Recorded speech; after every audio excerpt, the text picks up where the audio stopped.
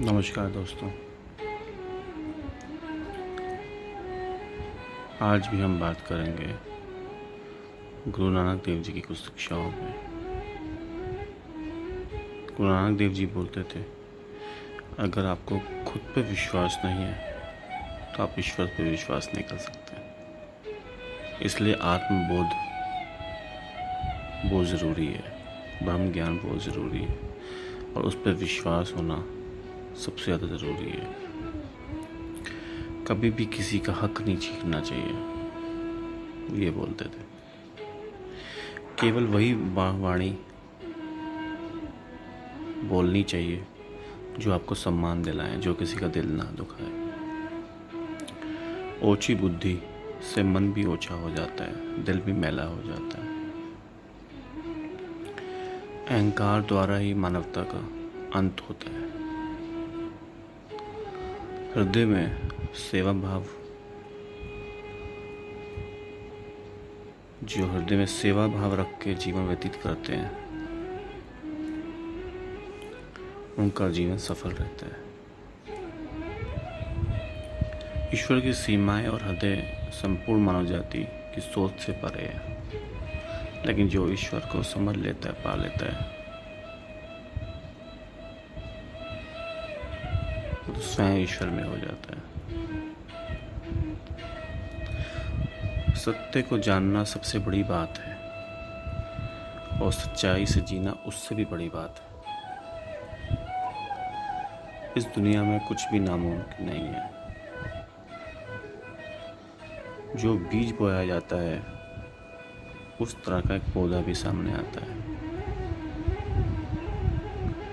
एक कहानी संदर्भ में गुरु नानक देव जी अपने शिष्यों के साथ एक गांव में गए, तो उस गांव के लोगों ने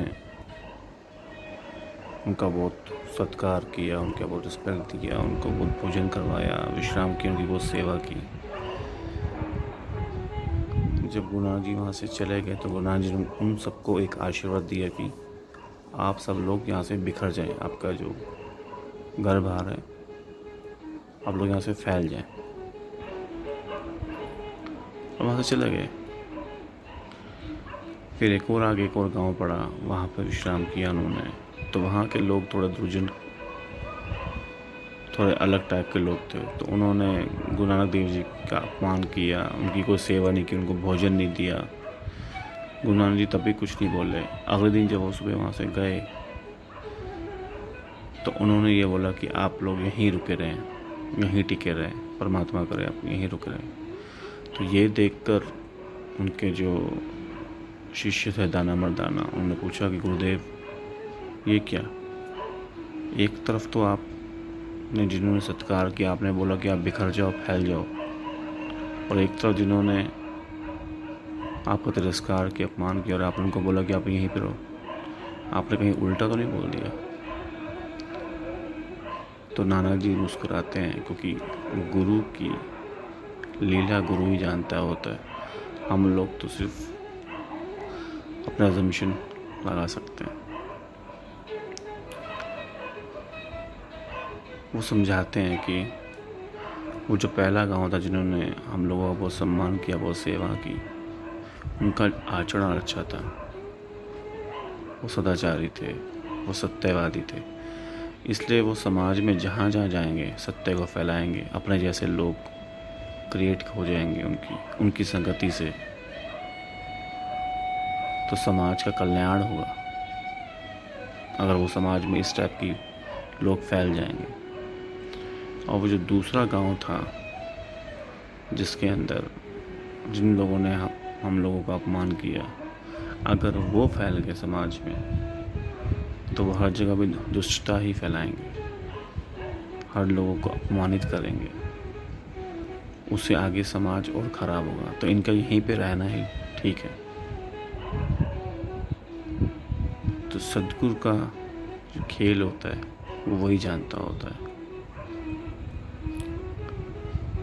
और ये भी समझा जाता है कि ये ज़रूरी नहीं जो सद्गुरु के साथ, वो जो गुरु के साथ, जो उनके साथ उनके शिष्य रहते हैं, वो सब उनको ब्रह्म ज्ञान या उतने ही वो शांति या उतने ही आत्मबोध हो चुका हो उनको,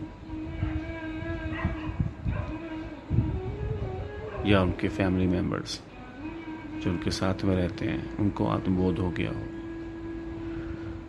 कि ज़्यादातर केस में तो ज़्यादातर किस्से कहानियों में ज़्यादातर जो एग्जाम्पल्स उसमें ये लिखा गया है कि जो परिवार होता है गुरु परिवार तो होता है, लेकिन उनको आत्मबोध नहीं होता, अहंकारी हो जाता है।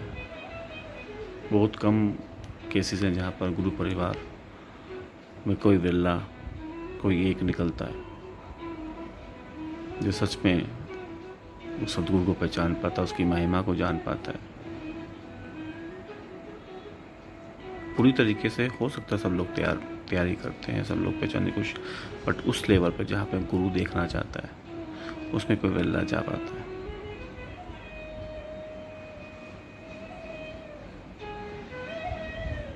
और कोई वेल्ला जो बहुत दूर बैठा हुआ है कहीं, उसका भक्त, वो उसकी सब शिक्षाओं पे चल रहा होता है, वो रियल मानने में गुरु उसको देख के खुश होता है।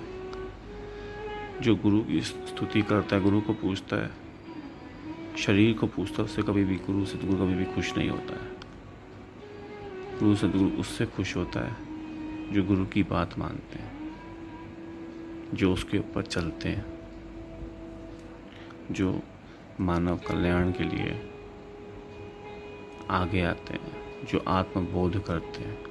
क्योंकि जिसको भी आत्मबोध होता है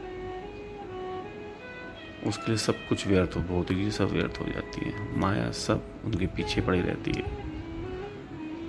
फिर इनको कोई फिक्र नहीं होती है, वो सिर्फ चिंतन करते हैं।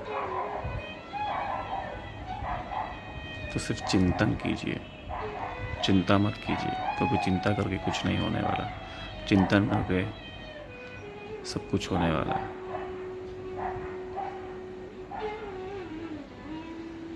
आत्मबोध कीजिए। धन्यवाद। अपना और अपने माता पिता का ध्यान रखें।